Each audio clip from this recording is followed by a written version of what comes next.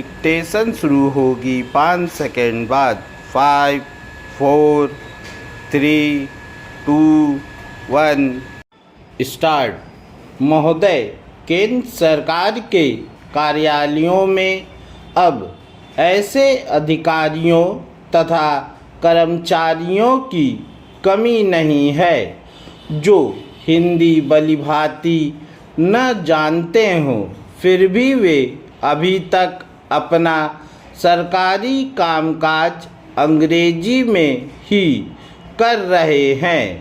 कार्यालयों में पर्याप्त रूप में देवनागरी लिपि वाली यांत्रिक सुविधाएं उपलब्ध हैं और ऐसा संदर्भ साहित्य भी पर्याप्त मात्रा में उपलब्ध है जो हिंदी में टिप्पणियाँ लिखने या हिंदी में ही पत्राचार करने में सहायता कर सकता है।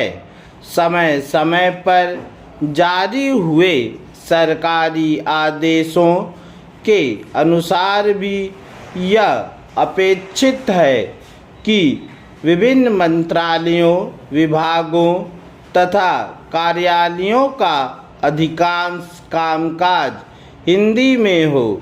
बावजूद इसके कार्यालयों में अब भी स्वतः अंग्रेजी में वातावरण ही दिखाई पड़ता है। जो व्यक्ति हिंदी का कार्य साधक ज्ञान रखते हैं या हिंदी भाषी हैं, वे भी हिंदी में काम करने का साहस नहीं जुटा पाते। उनके मन में सदा यह डर बना रहता है कि या तो उन्हें हिंदी का इतना ज्ञान नहीं है कि वे उसके आधार पर अपना सरकारी कामकाज कुशलता से हिंदी में कर पाएंगे, या फिर हिंदी लिखने में शायद असुविधाएं हो जाएंगी।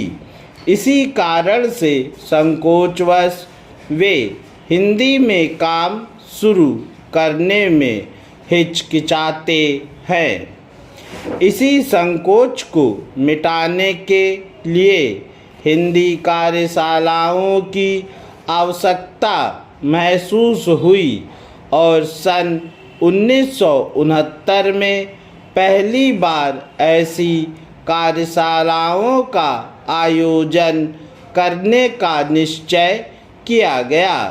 प्रारंभिक वर्षों में ये कार्यशालाएं कुछ ही मंत्रालयों तथा कार्यालयों में आयोजित हो पाईं।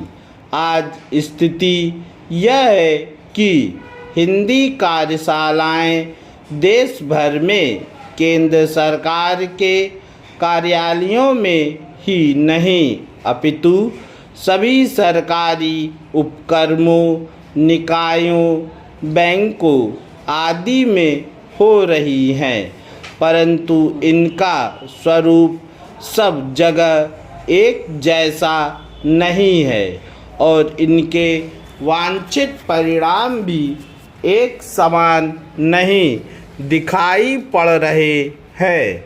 हिंदी कार्यशालाओं का क्रम आरंभ हुए यद्यपि अनेक वर्ष हो चुके हैं, तब भी आयोजक इस बारे में स्पष्ट नहीं है कि कार्यशालाओं को किस प्रकार रुचिकर, प्रभावी तथा सफल बनाया जाए।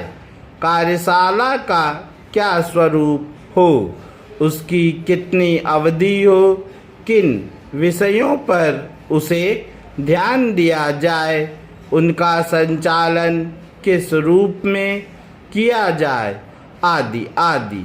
समीक्षित पुस्तक में ऐसी सामग्री यथेष्ट रूप में प्रस्तुत की गई है जो न केवल कार्यशाला के उद्देश्यों पर प्रकाश डालती है अपितु इनके सफल आयोजन के तौर तरीकों के बारे में भी मार्गदर्शन करती है, इन्हें सार्थक बनाती है। पूर्ण विराम।